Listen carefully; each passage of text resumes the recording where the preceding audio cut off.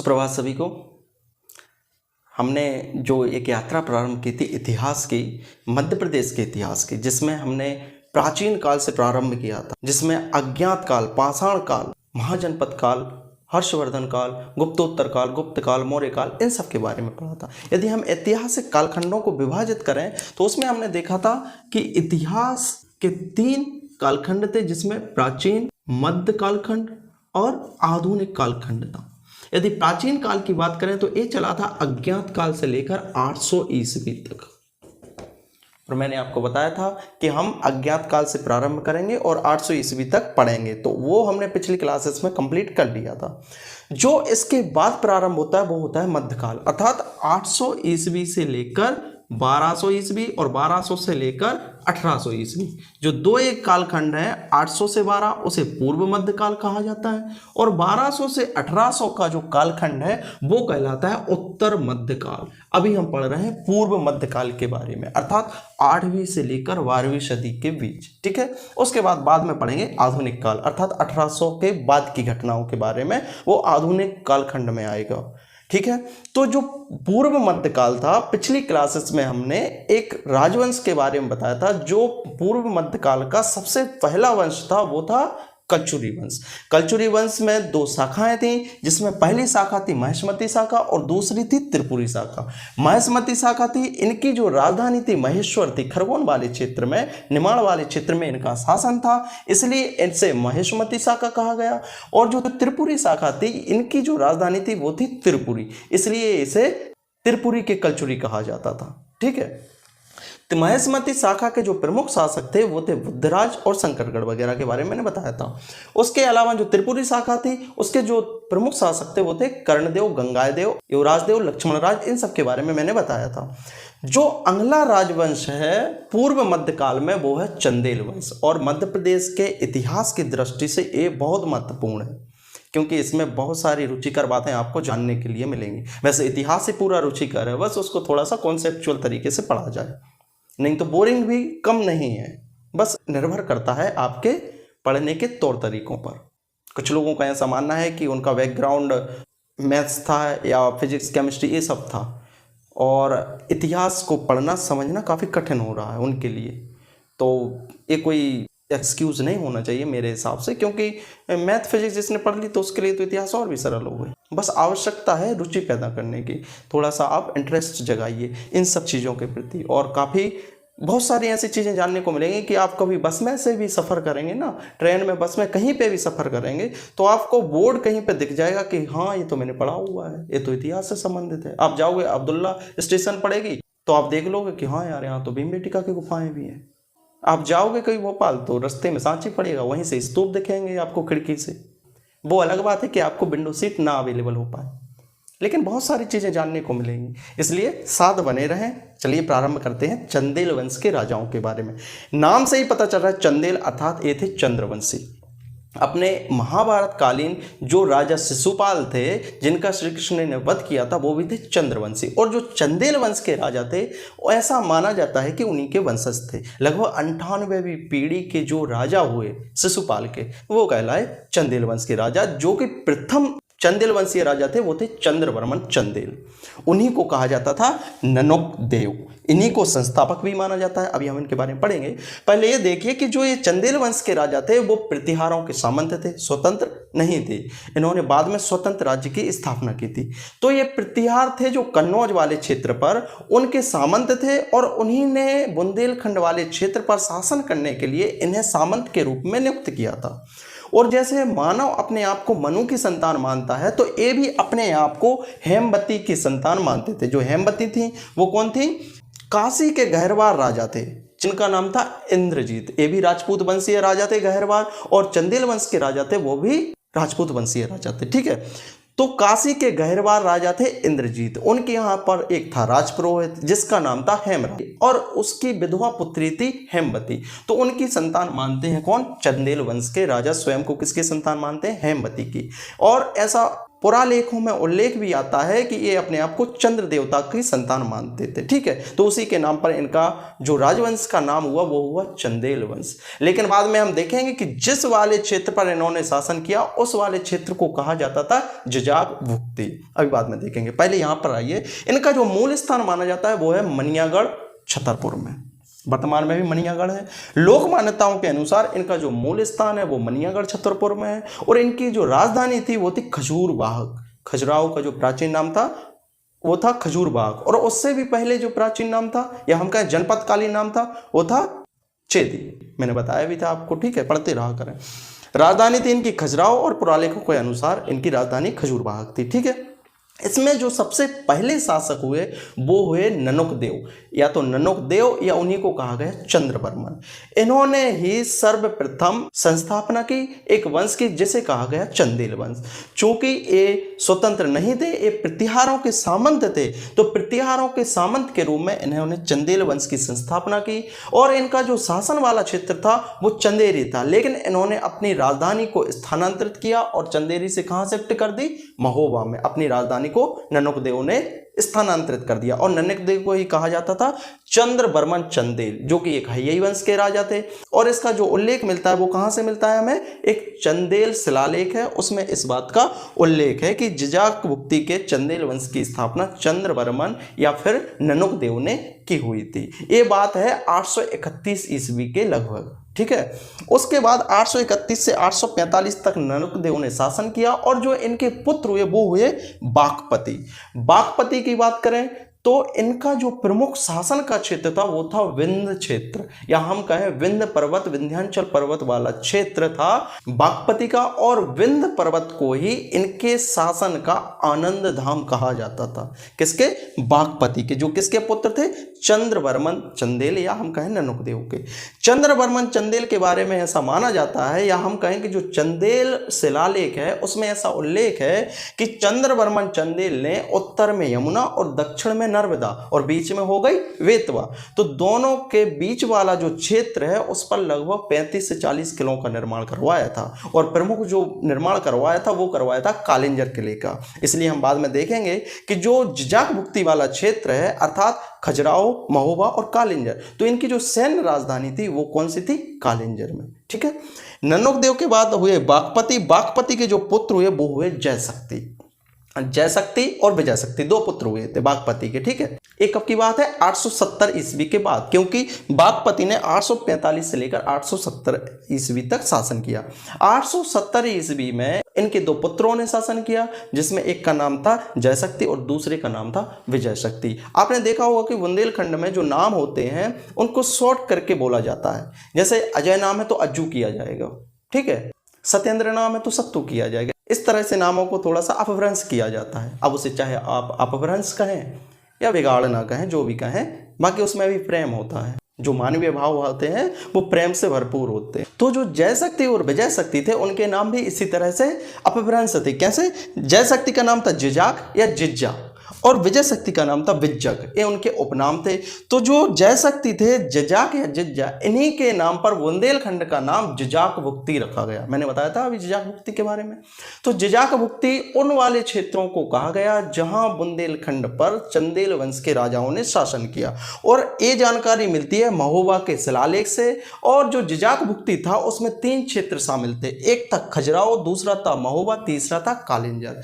आप खजुराहो की बात करें तो खजुराहो को वास्तुकला राजधानी कहा जाता था तत्कालीन चंदेल वंश के राजाओं की, और जो महोबा था वो राजस्व राजधानी था, और जो कालिंजर था वो था सैन्य राजधानी, मैंने अभी बताया है। ठीक है, जो विजयशक्ति थे इनके जो पुत्र हुए वो हुए राहिला। कहीं कहीं पुस्तकों में रहीला भी मिलता है, राहिला भी मिलता है। ठीक है, इसलिए कंफ्यूज मत होइएगा, अलग अलग किताबें हैं, आके ये की वो की मात्रा इधर उधर हो जाती है। ठीक है, राहिला थे पुत्र, 900 एना डोमनी में इन्होंने शासन किया और इनका जो शासन का क्षेत्र था वो था महोबा। महोबा में ही इन्होंने एक ताल का निर्माण करवाया, तालाब का निर्माण करवाया, जिसे कहा गया राहिल ताल। क्योंकि हम आज भी देखते हैं कि जो बुंदेलखंड वाला क्षेत्र है वहाँ पर पानी की समस्या बहुत अधिक है, और चाहे प्राचीन काल में देख लो तो मौसमिक दशाएं तो प्राचीन काल में भी ऐसी ही रही होंगी। इस कारण से वहाँ पर तालाबों का निर्माण भी किया गया। जब हम मध्य प्रदेश का भूगोल पढ़ेंगे तो उसमें देखेंगे जो प्रथम तालाब का निर्माण कराया गया वो बुंदेलखंड क्षेत्र में ही कराया गया था। ठीक है।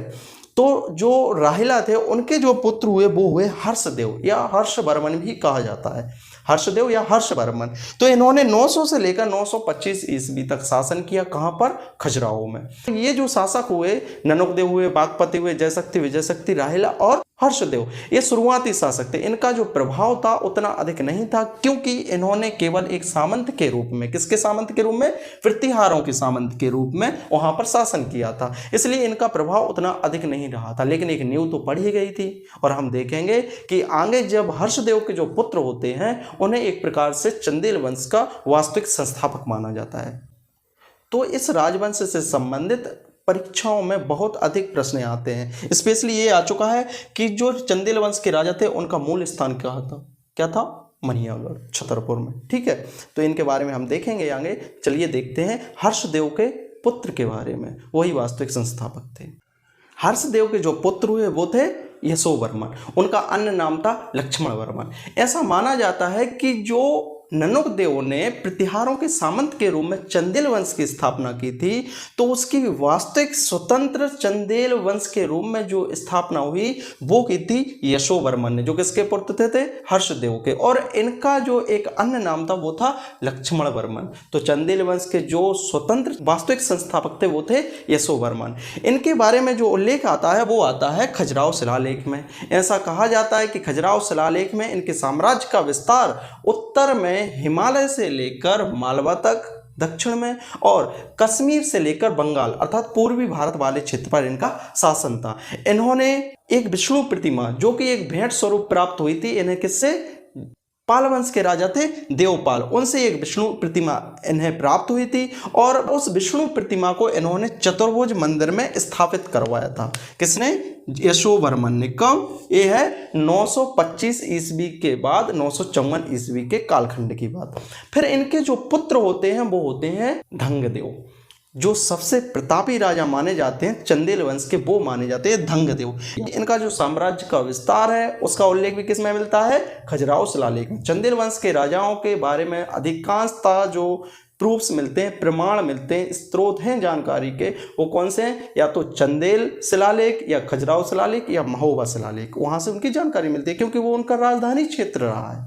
ठीक है, तो इनके जो साम्राज्य का विस्तार माना जाता है धंगदेव का, वो कालिंजर से मालव नदी बेतवा का प्राचीन नाम है, मालव नदी से कालिंदी नदी यमुना नदी का नाम है। आपने सुना होगा कि यमराज और यमुना दोनों भाई बहन थे, तो यमराज को काल कहा जाता था और इन्हें कालिंदी कहा जाता था, यमुना को, ऐसा पुराणों में कहा गया है। ठीक है, जो कि दोनों सूर्य के पुत्र थे, यमराज और यमुना। मालव नदी से और शनिदेव भी थे, सूर्यपुत्र शनि भी कहा जाता है। तो मालव नदी से कालिंदी नदी से चेदीराज और गोपाद्री पर्वत तक इनके साम्राज्य का विस्तार था। आप इसी से अनुमान लगा सकते हैं कि कितने बड़े क्षेत्र पर इनका शासन था।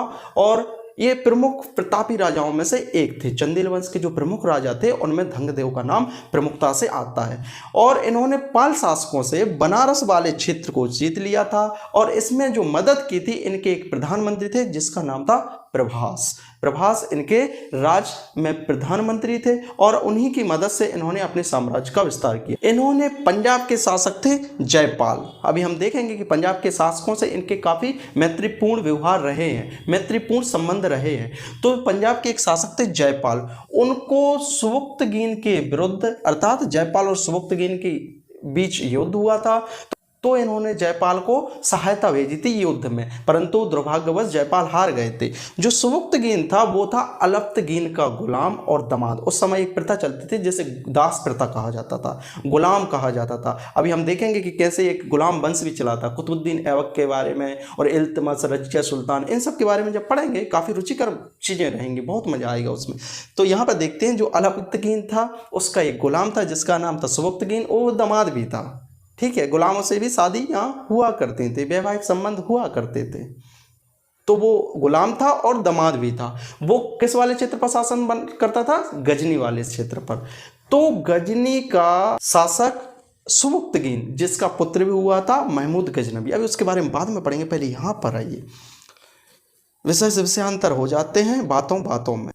यहाँ पर आते हैं। पंजाब के शासक थे जयपाल, उनका युद्ध हुआ था सुबुक्तगीन से। सुबुक्तगीन कौन था? अलप्तगीन का दामाद और एक गुलाम, जो कहाँ का शासक था? गजनी का। उसका पुत्र हुआ था महमूद गजनवी। इतनी बात आ गई समझ में। जयपाल और सुबुक्तगीन के मध्य युद्ध में जयपाल को सहायता किसने भेजी थी? धंगदेव ने। लेकिन जयपाल की इस युद्ध में हार हुई थी और जो सुबुक्तगीन था वह भारत पर आक्रमण करने वाला प्रथम तुर्क शासक बना। ठीक है, भारत को मैंने बताया भी था कि सोने की चिड़िया कहा जाता था, लेकिन कुछ जयचंदों की वजह से, कुछ राजाओं के लोभ, लालच और व्यक्तिगत स्वार्थ के कारण चीज़ें बिगड़ती गईं और विदेशी आक्रांताओं ने इसका बहुत फ़ायदा उठाया और उन्होंने फिर देखते हैं कि भारत पर कैसे लुटेरों की तरह आक्रमण किया, यहाँ के धन संपत्ति को लूटा और कितना नुकसान पहुँचाया। खैर वो तो इतिहास है। इतिहास को, पन्नों को यदि पलटते हैं तो केवल इन्हीं घावों के बारे में पता चलता है। ठीक है, चलिए यहाँ पर आते हैं। जो धंगदेव थे उनका जो शासनकाल था वो कब तक था? 954 से 1002 ईस्वी तक। लेकिन ऐसा माना जाता है कि बाद के समय में इन्होंने समाधि ले ली थी प्रयागराज में, गंगा यमुना संगम में, लगभग 100 वर्ष की आयु प्राप्त करने के पश्चात, मतलब बहुत दीर्घायु हुए। तो गंगा यमुना संगम में इन्होंने समाधि ले ली। इन्होंने अपनी राजधानी जो खजुराहो वाला क्षेत्र था वो तो थी ही, लेकिन दूसरी राजधानी स्थापित की थी कालिंजर में। कालिंजर को इन्होंने अपनी दूसरी राजधानी बनाया और इन्होंने अनेक मंदिरों का निर्माण करवाया। अभी मंदिरों का टॉपिक तो हम अलग से देखेंगे, खजुराहो के मंदिरों के बारे में। जब हम विश्व धरोहर स्थलों के बारे में पढ़ेंगे तो उसमें खजुराहो, भीमबेटका और सांची के स्तूप के बारे में पृथक रूप से पढ़ेंगे। लेकिन अभी ये समझिए कि इन्होंने जो मंदिरों का निर्माण करवाया था धंगदेव ने, वो थे पार्श्वनाथ, विश्वनाथ, वैद्यनाथ और जिन्नानाथ। ये प्रमुख मंदिर थे। अब इनके बाद जो इनके पुत्र हुए धंगदेव के, वो हुए गंडदेव, जिनका जो शासन काल माना जाता है वो 1002 के पश्चात 1019 ईस्वी तक इनका शासन चला। फिर उनके जो पुत्र हुए थे वो हुए थे विद्याधर। विद्याधर के बारे में हम अगली क्लास में पढ़ेंगे। जो गंडदेव थे उन्होंने बाहिंद का युद्ध, जो कि 1008-1009 ईस्वी में लड़ा गया था, किस किस के मध्य? जैसे जयपाल और सुबुक्तगीन के मध्य युद्ध हुआ था। तो ये बुराई तो हो ही गई, दुश्मनी तो हो ही गई। तो इनके जब बच्चे हुए, अर्थात जो सुबुक्तगीन था उसका पुत्र था महमूद गजनवी और जो जयपाल थे उनका पुत्र था आनंदपाल। तो इन्होंने अपने पिता की दुश्मनी को जारी रखा और फिर वाहिंद का युद्ध हुआ 1008 और 1009 ईस्वी के मध्य में। आप देखेंगे कि जो ये लोकेशन है पंजाब की, क्योंकि ये तो पंजाब के ही शासक थे, कौन? जयपाल हुए या फिर आनंदपाल हुए, तो वो बॉर्डर वाले क्षेत्र में थे, तो वो सीमावर्ती क्षेत्र में थे। इसलिए कोई भी यहाँ से प्रवेश करता था विदेशी आक्रांता, तो सबसे पहले वहीं पर आक्रमण करना पड़ता था। ठीक है, तो महमूद गजनवी जो कि सुबुक्तगीन का पुत्र था और जयपाल का पुत्र था आनंदपाल, दोनों के मध्य युद्ध हुआ था, जिसमें यहाँ पर सहायता भेजी थी धंगदेव ने। तो यहाँ इनके जो पुत्र हुए गंडदेव, उनने भी सहायता भेजी थी आनंदपाल को। ठीक है, तीनों ने, अगली जनरेशन ने भी वही किया जो उनके पिता लोगों ने किया था। ठीक है, तो गंडदेव ने बाहिंद के युद्ध में 1008-1009 ईस्वी में आनंदपाल, जो कि जयपाल का पुत्र था, को महमूद गजनवी के विरुद्ध, जो कि सुबुक्तगीन का पुत्र था, सहायता भेजी थी। ठीक है, जो महमूद गजनवी का शासनकाल था वो 998 ईस्वी में वहाँ का शासक बना था गजनवी का, और 1030 तक वहाँ पर इसने शासन किया था। अभी हम इसके बारे में विस्तार से पढ़ेंगे जब भारतीय इतिहास के बारे में पढ़ेंगे। तो जो गंडदेव थे उन्होंने कई मंदिरों के निर्माण भी करवाए, जिसमें जो प्रमुख मंदिर थे वो थे जगदम्बी नामक वैष्णव मंदिर और चित्रगुप्त नामक सूर्य मंदिर। ये 2 मंदिरों का निर्माण करवाया था। ठीक है, ये तो हो गए चंदेल वंश के प्रमुख राजाओं के बारे में। अब इसके बाद जो अगली क्लास होगी उसमें हम देखेंगे जो गंडदेव थे उनके पुत्र हुए विद्याधर, वो भी काफ़ी उल्लेखनीय राजा हुए। तो उम्मीद करता हूँ कि वीडियो लॉन्ग ना हो पाए और आप बोर ना हो पाए, इसलिए मैं इसको 2 भागों में विभाजित करके आप तक पहुँचाने का प्रयास करूँगा। ठीक है, और पढ़ते रहें। बहुत बहुत धन्यवाद।